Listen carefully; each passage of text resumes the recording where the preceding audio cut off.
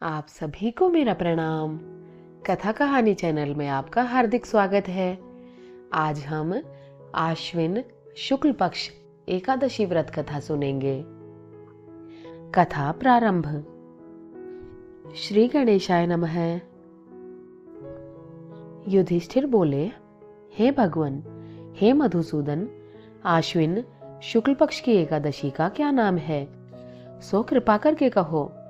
श्री कृष्ण जी बोले, हे राजेंद्र, आश्विन शुक्ल पक्ष की जो एकादशी है उसका पापों को नष्ट करने वाला महात्म्य मैं तुमसे कहता हूँ, उसे सुनो। यह पापों को दूर करने वाली श्रेष्ठ एकादशी पापांकुशा नाम से प्रसिद्ध है। इसमें मनुष्य को पद्मनाभ का पूजन करना चाहिए।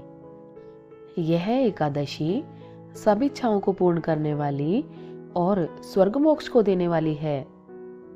जो मनुष्य इंद्रियों को वश में करके बहुत समय तक तपस्या करता है, उसको जो फल मिलता है वह फल गरुड़ध्वज भगवान को नमस्कार करने से मिलता है। अज्ञान से बहुत पाप करके भी मनुष्य पाप नाशक भगवान को नमस्कार करके घोर नरक को नहीं जाते। पृथ्वी में जितने तीर्थ और पवित्र स्थान हैं, उनका फल भगवान के नाम के कीर्तन से मिल जाता है। जो शांग धनुषधारी जनार्दन की शरण को प्राप्त हो गए हैं, वे मनुष्य कभी यमलोक को नहीं जाते। जो मनुष्य प्रसंगवश एक एकादशी का भी व्रत कर लेता है, वह कठिन पाप करके भी यमलोक को नहीं जाता। जो वैष्णव होकर शिव जी की और शैव होकर विष्णु की निंदा करता है, जो हजारों अश्वमेघ और सैकड़ों राजसूय यज्ञ करने से फल होता है, वह फल एकादशी के उपवास के 16वें भाग के बराबर भी नहीं है। संसार में एकादशी के समान कोई पुण्य नहीं है। इसके समान पवित्र तीनों लोकों में कुछ नहीं है। जैसा कि पद्मनाभ की एकादशी का दिन पापों को दूर करने वाला है, हे मनुजाधिप, जब तक मनुष्य पद्मनाभ की एकादशी का उपवास नहीं करता, तब तक उसके शरीर में पाप रहते हैं। एकादशी के समान तीनों लोकों में कुछ नहीं है। हे राजन, किसी बहाने से भी जिसने एकादशी कर ली, तो वह यमराज को नहीं देखता।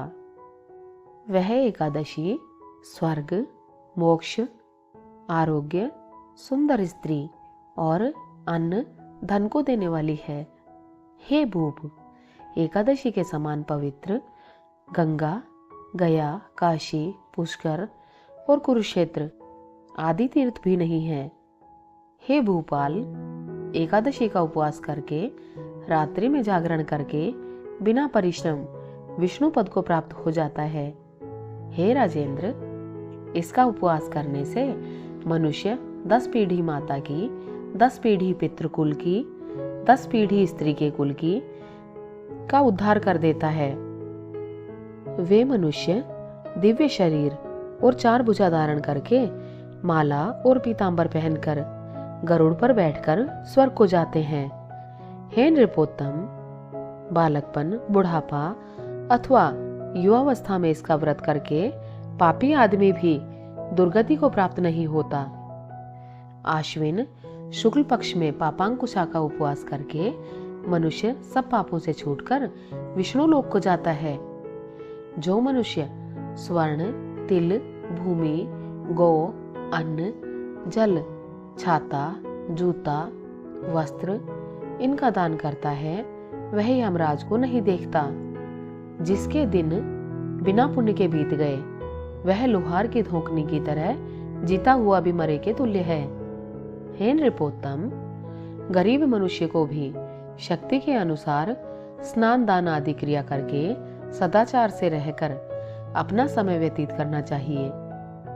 तालाब, बगीचा, मंदिर, यज्ञ आदि शुभ कर्म करने वाले धीर पुरुष यमलोक के दुख को नहीं देखते। ऐसे पुण्य करने वाले संसार में दीर्घायु, धनाढ्य, कुलीन और निरोगी दिखाई देते हैं। हे राजन, जो आपने मुझसे पूछा था वह पापांकुशा का महात्म्य मैंने आपको सुनाया। इति श्री ब्रह्मवैवर्त पुराणे आश्विन शुक्ल पक्ष पापांकुशा एकादशी व्रत कथा महात्म्य संपूर्ण। इस एकादशी का व्रत और पूजन पापों पर अंकुश लगाने वाला माना गया है। जो व्यक्ति श्रद्धा से पापांकुशा एकादशी का व्रत करता है, उसके जीवन के पापों पर लगाम लग जाती है और पाप नष्ट हो जाते हैं। पुराणों में उल्लेख है कि इस दिन भगवान पद्मनाभ श्री विष्णु की पूजा करने से सभी पाप नियंत्रित होकर समाप्त हो जाते हैं। यह हमने सभी सुख देने वाली, मोक्ष को प्राप्त कराने वाली पापांकुशा एकादशी व्रत कथा सुनी।